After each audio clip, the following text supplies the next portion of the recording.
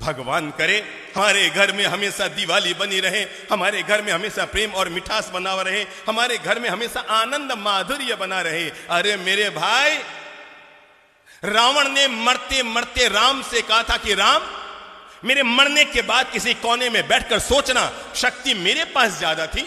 अरे मेरी तो पूरी लंका सोने की, तेरे तो अयोध्या में तेरा सिंहासन भी सोने का ना होगा। महादेव मेरी मुट्ठी में, शनि मेरे काख में, नवग्रह मेरे पांव के नीचे और यमराज मेरे कहे पे चलने वाला।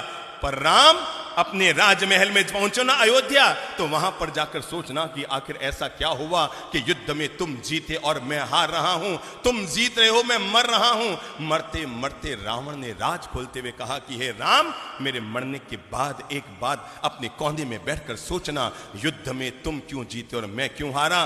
तुम शक्तिशाली थे इसलिए नहीं जीते राम, शक्ति मेरे पास है। तुम भक्ति करते हैं भगवान की, अरे महादेव की जो मैंने भक्ति की है दुनिया में किसने की होगी। पर राम तुम इसलिए जीत गए, राम तुम इसलिए जीत गए। मरते मरते रावण ने दुनिया का एक गजब का राज खोला और पूरी मानवता के लिए, प्राणी मात्र के लिए और घर घर में रहने वाले भाइयों के लिए प्रेम का एक मंत्र देता हुआ दुनिया से गया रावण। और जाते जाते रावण ने राम से कहा था कि राम, मेरे मरने के बाद कोने में बैठकर सोचना, तुम इसलिए जीत गए, सिर्फ इसलिए जीत गए राम, तुम इसलिए जीत गए क्योंकि तुम्हारा भाई तुम्हारे साथ, बस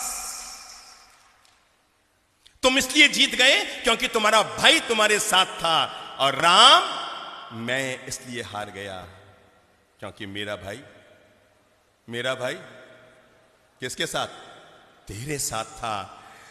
रावण ने मरते मरते राम से अनुरोध किया था कि अयोध्या में जब राज सिंहासन पर बैठो तो एक पल के लिए आंख बंद करके मेरे चेहरे को याद करके सोचना, अगर तुम्हारा भाई भी मेरे साथ होता और मेरा भाई भी मेरे साथ होता तो युद्ध में रावण जीतता या राम जीतता। यह है भाई भाई के प्रेम की ताकत।